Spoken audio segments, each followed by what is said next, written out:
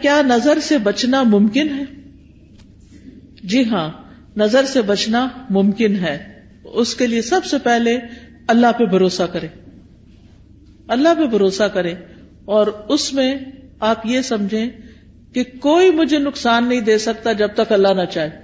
پورے کانفیڈنٹ ہو جائیں، شک اور وہم کا شکار نہ ہو. اب آپ دیکھیں کہ ہمارے معاشرے میں کتنا عجیب ہے نا، ٹرک کے پیچھے تو لکھا ہوتا ہے حاسد کا منہ کالا، رکشے کے پیچھے لکھا ہوتا ہے، فراری کے پیچھے کوئی نہیں لکھتا. اب آپ دیکھیے کہ رکشے کو نظر لگے گی، کون لینا چاہے گا رکشا؟ دیکھو فراری کو تو لگ سکتی ہے نا نظر. بعض لوگوں نے کالے پراندے لٹکائے ہوئے ہوتے ہیں، کسی نے جوتا لٹکایا ہوا ہوتا ہے، کسی نے ہنڈیا کالی الٹی کر کے رکھی بھی ہوتی ہے. اس طرح کے عجیب و غریب کام کرتے ہیں. تو یہ چیزیں پروٹیکٹ نہیں کرتی. بعض لوگ کالا تل لگا لیتے ہیں، کچھ بچے بےچارے بڑے سامنے ہوتے ہیں تو ان کو بخل آٹے کا لگانا چاہیے تھوڑا سا کنٹراسٹ تو نظر آئے. تو یہ تل لگانے سے بھی کوئی فائدہ نہیں ہے. اور اسی طرح کچھ لوگ یعنی کہ دلہن کو تیار کر کے کوئی ایسی چیز بیچ میں ڈال دیتے ہیں کہ وہ اس کی خوبصورتی ماری جائے، تو اس سے بھی فائدہ نہیں ہوتا. سب سے پہلے اللہ پہ بھروسہ کہ اللہ نے نعمتیں دی ہیں، میں اس کا شکر ادا کرتی ہوں، کوئی نقصان نہیں دے سکتا، کچھ نہیں ہوتا، کچھ نہیں ہوتا، مجھے وہم نہیں کرنا. اللہ پہ توکل، حسبی اللہ و نعم الوکیل. جب آپ کو شک پڑنے بھی لگے تو کہیں حسبی اللہ و نعم الوکیل، دل بڑا رکھے. دوسری بات یہ کہ اللہ کی پناہ لیں، یا اللہ تو مجھے پروٹیکٹ کر، مجھے اپنی حفاظت میں لے لے، مجھے اس شر سے بچا لے.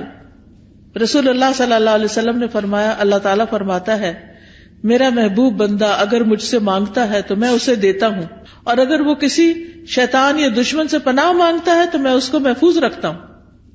تو اللہ تعالیٰ اپنی حفاظت دیتا ہے، تو اس لیے حفاظت کی دعائیں پڑھتے رہیں. تیسری چیز، نعمتوں کو چھپا کے رکھیں، اور خاص طور پر نئی نئی چیزوں کو فیس بک پہ مت پوسٹ کریں صرف لائکس لینے کے لیے. اب آپ دیکھیں کتنی لائکس ہوگی، پھر تھوڑی تھوڑی دیر بعد اسٹیٹس چیک کرنا، اب کیا ہو رہا ہے، اب کتنے کمنٹ آئے، کیا ہو رہا ہے. ان چیزوں سے حاصل کچھ نہیں، کوئی فائدہ نہیں. دیکھیں اپنی زندگی جئیں، لوگوں کے لیے نہ جئیں، دکھاوے والی زندگی نہ جئیں. اس لیے کہ دیکھنے والے سارے خوش کوئی نہیں ہوتے، زیادہ تو اس میں سے جلتے ہیں. اور کوئی اگر خوش ہوتا بھی ہے تو وہ ہمیں تو نہیں پتا چلتا نا کہ کیا ہوا، ہمیں وہ کیا فائدہ دیتا ہے. تو اس لیے دکھاوا کرنے سے بچنا چاہیے. پھر اسی طرح اگر کسی شخص کے بارے میں آپ کو یہ پتا ہو کہ اس کی نظر لگتی ہے، یعنی تجربے مشاہدے سے بار بار تو انسان پھر حاسد سے بچ کے رہے، اور کوئی بھی اچھی چیز دیکھ کر برکت کی دعا دے، اپنے آپ کو ہی دے. اور پھر جب لوگوں کے بیچ میں جانے لگے تو معوذتین آیت الکرسی پڑھ کے نکلے. مال میں سے کچھ اچھا لگے تو ماشاء اللہ لا قوت الا باللہ. پھر اگر مال کے علاوہ کچھ اور اچھا لگے تو بارک اللہ فیک. دنیا کی کوئی چیز اچھی لگ رہی ہے اور دل میں آ رہا کہ اس کو کیوں مل گئی، تو سوچیں یہ تھوڑے دن کے لیے، تو انسان کے اپنے دل سے وہ جلن ختم ہو جائے گی. پھر اگر کوئی شخص بیمار ہو، مصیبت میں ہو، تو اس وقت دعا پڑھنی چاہیے، الحمدللہ الذی عافانی مما ابتلاک بہ وفضلنی علی کثیر ممن خلق تفضیلا. پھر اسی طرح شرکیہ کاموں سے بچنا چاہیے، یعنی کسی اونٹ کے گلے میں کوئی تانت باندھ دینا، کوئی تعویذ لٹکا دینا. آپ صلی اللہ علیہ وسلم نے ان کو کاٹنے کا حکم دیا. یہ چیزیں پروٹیکٹ نہیں کرتی، یہ شرکیہ عمل ہو جاتا ہے، اس سے بچنا چاہیے. کثرت سے اللہ کا ذکر کرنا چاہیے، کیونکہ ذکر جو ہے وہ ایک قلعے کی طرح ہے. پھر قرآن سے علاج کرنا چاہیے، کیونکہ قرآن شفا ہے. قل ھو للذین آمنوا ھدی وشفاء، کہہ دیجئے وہ ایمان والوں کے لیے ہدایت اور شفا ہے.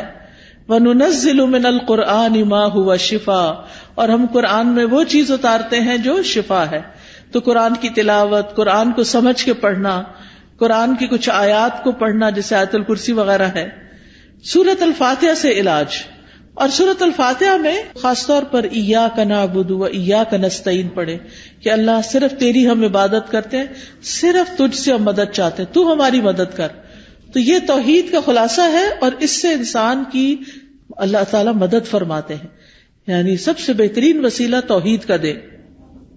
اگر مرض زیادہ ہو جائے تو سورۃ البقرہ پڑھیں اور اس کو سنیں، اگر پڑھی نہ جاتی ہو تو موبائل وغیرہ پہ لگا کے یا ہیڈ فونز لگا کے کانوں کے ساتھ اور لیٹ جائے، اور روزانہ اگر سن سکیں تو روزانہ بھی سنیں، بہترین علاج ہے.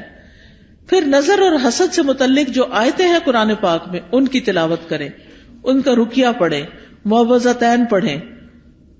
ایک اسکالر کو میں سن رہی تھی تو انہوں نے کہا کہ اگر کسی کو بھی نظر یا جادو یا کسی بھی چیز کا شک ہے تو وہ ایک پانی کا گلاس لے لے اور اس میں آیت الکرسی پڑھ کے، پانی کا گلاس اس طرح لے کے جیسے ذرا کھلے منہ والا گلاس ہو، اور گلاس کے قریب منہ رکھ کے کہ آپ کے پڑھنے کی جو وائبریشن ہے وہ پانی کے اندر جائے. تو آیت الکرسی پڑھیں، سورۃ فاتحہ پڑھیں، اور پھر یہ آیت ما جئتم بہ السحر ان اللہ سیبطل، اور یہ جو ہے ان اللہ سیبطل بار بار پڑھے ان اللہ سیبطل، کہ بے شک اللہ اس کو باطل کر دے گا، ختم کر دے گا، اور اس پانی کو پی لے. تو انشاءاللہ یورین کے ساتھ وہ اندر جتنی بھی چیزوں کا اٹکاؤ ہے وہ نکل جائے گا. تو سعودی عرب کے ایک اسکالر ہیں، ان سے سن کے انہوں نے اردو میں ایک یوٹیوب پہ شاید ویڈیو بھی ہے اس کے بارے میں.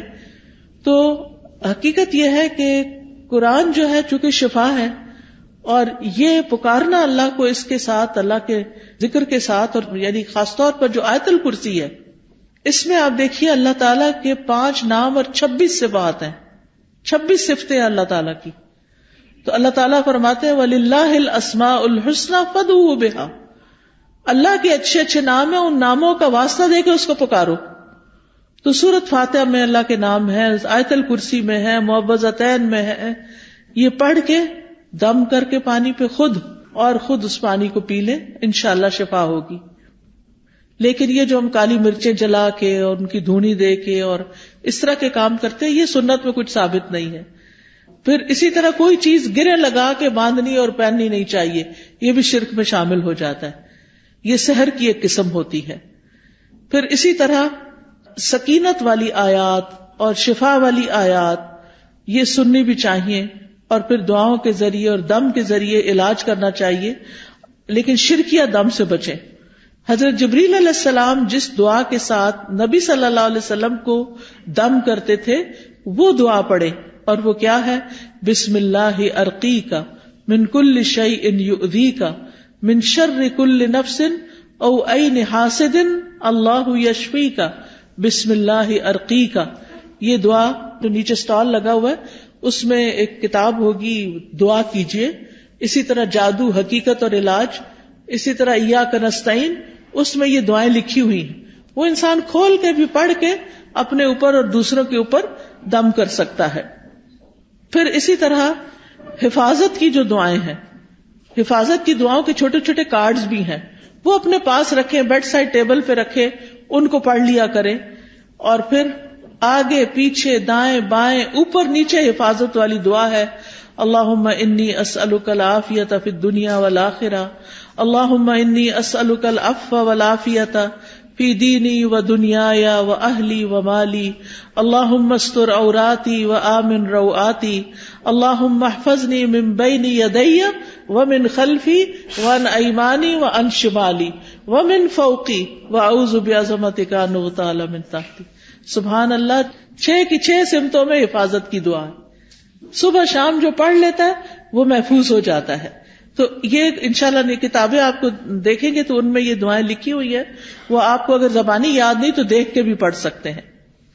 پھر اسی طرح ہر ناگہانی آفت سے بچنے کی دعا ہے، اللہم انی اعوذ بک من زوال نعمتک وتحول عافیتک وفجاءۃ نقمتک وجمیع سخطک. اے اللہ میں تیری پناہ چاہتا ہوں اس بات سے کہ تیری کوئی نعمت چھن جائے، یا تیری دی ہوئی عافیت پلٹ جائے، یا کوئی ناگہانی عذاب آ جائے، اور تیرے تمام غصے اور ناراضگیوں سے میں تیری پناہ چاہتا ہوں. پھر بری تقدیر سے، دشمن کے خوش ہونے سے یا اللہ تو بچانا کہ ہمارے دشمن ہم پہ خوش نہ ہوں.